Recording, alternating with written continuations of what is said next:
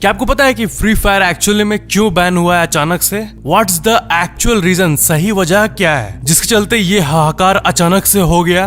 और क्या आपको पता है कि एक मगरमच्छ के चलते, पानी के मगरमच्छ के चलते पूरा का पूरा प्लेन क्रैश हो गया? इस वीडियो में आप ऐसे गजब फैक्ट्स को जानोगे कि आपके होश उड़ जाएंगे। फैक्ट नंबर 9, एक एयरक्राफ्ट था लेट L410। उसके अंदर एक इंसान क्रोकोडाइल को स्मगलिंग कर रहा था। वो क्रोकोडाइल को छुपा के रखा हुआ था प्लेन में, और अचानक से क्रोकोडाइल निकल गया। और फिर क्या हुआ कि जितने भी पैसेंजर्स थे वहां सब हड़बड़ाने लगे और आगे पीछे दौड़ने लगे। और फिर एक टाइम बाद जब क्रोकोडाइल बाहर आ गया तब उसके डर से सारे पैसेंजर्स प्लेन के एक साइड पे आ गए, जिसके चलते क्या हुआ कि जो प्लेन का पूरा बॉडी का जो बैलेंस था वो बिगड़ गया और सारे लोग एक साइड पे आ गए। और इसी के चलते प्लेन का डिसबैलेंस हो गया और वो एक साइड झुक गया और पूरा का पूरा प्लेन क्रैश हो गया। एंड इस क्रैश में टोटल 21 लोग थे, जिसमें 18 पैसेंजर्स थे और 3 क्रू मेंबर्स थे। और इन टोटल 21 लोगों में से 20 लोग मारे गए और सिर्फ एक इंसान बचा, जिंदा रह पाया। और उसी एक इंसान ने पूरी की पूरी कहानी को बताया पूरे वर्ल्ड के सामने।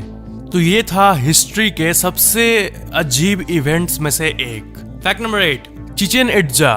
इसको तो आपने जरूर देखा होगा, अभी के टाइम पे बहुत सारे हिस्टोरिकल फोटोज में ये दिख जाता है। बट जब ये शुरू में डिस्कवर हुआ था ना, तब ये कुछ ऐसा दिखता था और लोगों को लगा कि ये कोई माउंटेन है या वैसा कुछ है। बट उन्हें ये नहीं पता था कि आज से इतने साल पहले बना एक मॉन्यूमेंट है। एंड उस टाइम ये ऐसा दिखता था। फैक्ट नंबर 7, एक 23 ईयर ओल्ड मैक्सिकन रैपर है जिनका नाम है डांसुर। एंड इन्होंने एक बहुत ही गजब सा काम किया है। इन्होंने अपने नेचुरल बाल को सबसे पहले बॉडी से हटा दिया। एंड बाल के बाद क्या है कि लोग बाल हटा के नए बालों का ट्रांसप्लांट कराते हैं ताकि बाल और घने उगे और जैसा चाहे वैसा वो अचीव कर पाए। बट इन्होंने अपने नेचुरल बाल को हटा के गोल्ड के चेन्स को आर्टिफिशियली हुक कर लिया, अपने बालों में इम्प्लांट करा लिया। मतलब गोल्ड के हुक को सर्जिकली इम्प्लांट करा लिया अपने स्कैल्प पे, और अब ये कुछ ऐसे दिखते हैं। एंड जब ये हुआ था तब इनके ऊपर कई आर्टिकल्स आए थे। मतलब ये अलग दिखने के लिए ऐसा किए, लिटरली गोल्ड के चेन्स को अपने माथे पे इम्प्लांट करा दिए। फैक्ट नंबर 6, अभी जब इतना कुछ हाहाकार मचा हुआ था तब साउथ कोरिया में सोशल डिस्टेंसिंग को फॉलो करने के लिए वहां पे जो एग्जाम्स हो रहे थे ना, वो लिटरली कुछ ऐसे हो रहे थे जैसा कि आप अपने स्क्रीन पर देख पा रहे हो। मतलब ओपन फुटबॉल ग्राउंड्स में बैठा के सोशल डिस्टेंसिंग का पालन किया जा रहा था और सारे स्टूडेंट्स को इतने दूर दूर बैठाया जा रहा था। ये फोटो में आपको देखने में लगेगा कि ये पास ही है kind of, but football ground बहुत बड़ा होता है। तो एक के बीच में बहुत ज्यादा डिस्टेंस था, इतना डिस्टेंस था कि कोई ऑफ कोर्स चीटिंग और ये सब का भी ध्यान रखा गया था जिससे कोई एक दूसरे को कम्युनिकेट ना कर पाए। और सोशल डिस्टेंसिंग के टाइम पर ऐसा कुछ एग्जाम साउथ कोरिया में लिया जा रहा था। फैक्ट नंबर 5, क्या आपको पता है कि एक बहुत ही अमेजिंग सा फैक्ट है, जो उल्लू होते हैं आउल, वो सांपों को अपने पेट की तरह यूज करते हैं। अपने नेस्ट, जो आउल का नेस्ट होता है ना, उसे सांप से क्लीन करवाते हैं। मतलब नौकर बना के रखते हैं सांपों को आउल के बारे में। जब मैं ये फैक्ट सुना था तब ये मुझे बहुत ही ज्यादा अमेजिंग लगा था। ये कोई मूवी का कहानी लग रहा है, लेकिन नहीं, नेचर में बहुत से अमेजिंग चीजें हैं जो कि हमें बहुत कम पता है। वो एक तरह के स्नेक्स को लाते हैं, उल्लू, जिसे कहते हैं ब्लाइंड स्नेक्स, एंड उन्हें अपने पेट की तरह इस्तेमाल करते हैं। फैक्ट नंबर 4, क्या आपको पता है कि क्रोकोडाइल एंड एलिगेटर जो है वो इतने लेजी दिखते होंगे आपको। ये बहुत बड़े क्रीचर्स होते हैं, लेकिन ये पेड़ पे भी चढ़ सकते हैं एंड ये हमेशा ऐसा करते रहते हैं रेगुलरली। जी हाँ, क्रोकोडाइल एंड एलिगेटर्स जो है ये क्लाइम कर सकते हैं ट्रीज में। फैक्ट नंबर 3, क्या आपको पता है कि एक स्कैमर है जो कि $242 मिलियन का एक एयरपोर्ट, एक बैंक को बेच डाला। वो भी एक ऐसा एयरपोर्ट जो कि एक्चुअली में कभी एग्जिस्ट ही नहीं करता था। जी हाँ, मतलब एक ऐसा एयरपोर्ट जो कि एग्जिस्ट नहीं करता था, इसको बैंक को बेच डाला और उसे $242 मिलियन भी मिले। और सबसे अमेजिंग बात यह है कि 3 साल बाद जाके ये पता चला किसने तो एक ऐसा एयरपोर्ट डॉक्यूमेंट में लिखा था जो कि था ही नहीं। मतलब ये कैसे हो सकता है? $242 मिलियन। मतलब करीब 1700 करोड़ रुपए का एयरपोर्ट इसने डील में बेच डाला, जो कि एग्जिस्ट ही नहीं करता था और ये 3 साल तक पता ही नहीं चला। जब भी ऐसा कोई डील होता है तो बहुत सारे लॉयर्स और बहुत कोई इसमें इन्वॉल्व होते हैं, बट पता नहीं कैसे सबको खरीद लिया या क्या। बट ये 90s के समय का सबसे बड़े स्कैम्स में से एक था।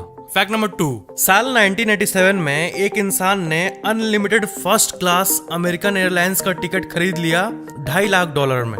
मतलब उस टाइम ऐसा था कि आप अनलिमिटेड क्लास का टिकट खरीद सकते थे और जितना बार चाहे उतना बार आप उड़े।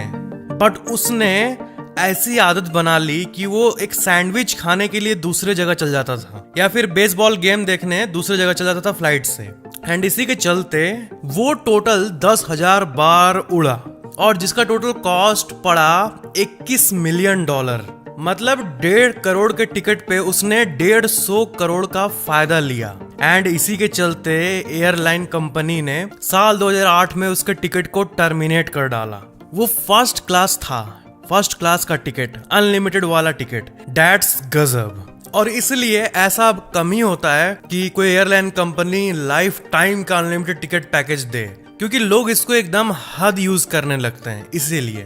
फैक्ट नंबर 1, क्या आपको पता है कि फ्री फायर के ऊपर क्राफ्टन ने लॉसूट फाइल किया था कुछ हफ्तों पहले? जी हाँ, आपने सही सुना। क्राफ्टन ने ये एक्यूज किया था कि पबजी मोबाइल के कुछ एलिमेंट्स ये गेम कॉपी करता है और क्राफ्टन ने गूगल और एप्पल पे भी लॉसूट फाइल किया था ये बोल के कि वो अपने रेस्पेक्टिव ऐप स्टोर्स में इसको अलाउ कर रहे हैं। एयर ड्रॉप फीचर और बहुत सारे जो ओपनिंग सीन्स और सिलेक्शन ऑफ वेपन्स, ये सब चीज जो है ये सब एलिजिडली फ्री फायर ने पबजी मोबाइल से कॉपी किया था। एंड ये एक रीजन हो सकता है फ्री फायर बैन का। एंड इसी के चलते शायद फ्री फायर रिमूव हो गया। बट इंडिया टुडे का आप ये आर्टिकल देखो, गूगल के स्पोक्स पर्सन ने ये कहा है कि under section 69 of the IT act ये टेम्पोररीली ब्लॉक्ड हुआ है और जो डेवलपर्स है उसको नोटिफाई कर दिया गया है। अब इसके आगे क्या होगा ये सब सस्पेंस में है कि आगे क्या होने वाला है। एंड इसके साथ साथ 54 चाइनीज एप्स को भी बैन कर दिया गया है। वैसे फ्री फायर का कोई चाइना से लिंक नहीं है, वो सिंगापुर से लिंक्ड है। और जो 54 एप्स बैन हुए हैं उसका पूरा लिस्ट यहाँ देख सकते हो। जब तक कि गवर्नमेंट जो कही है उसके रिगार्डिंग कॉम्प्लायंस इश्यूज रिजॉल्व नहीं हो जाते हैं, तब तक फ्री फायर वापस नहीं आ पाएगा। फ्री फायर एक बहुत बड़ी कम्युनिटी है एंड जितने भी लोग हैं सब लगे हुए हैं कि कैसे गवर्नमेंट के जो भी कॉम्प्लायंस रूल्स है उसको अबाइड करके फ्री फायर को वापस लाया जा सके। एंड आई होप ये जल्दी ही होगा, अगर कुछ सीरियस कॉम्प्लायंस का ब्रेक नहीं हुआ होगा तो ये थे आज के facts. Video like share and comment जरूर करना और चैनल को सब्सक्राइब करके बेल आइकन जरूर ऑन कर लेना। Thank you so much for watching this video.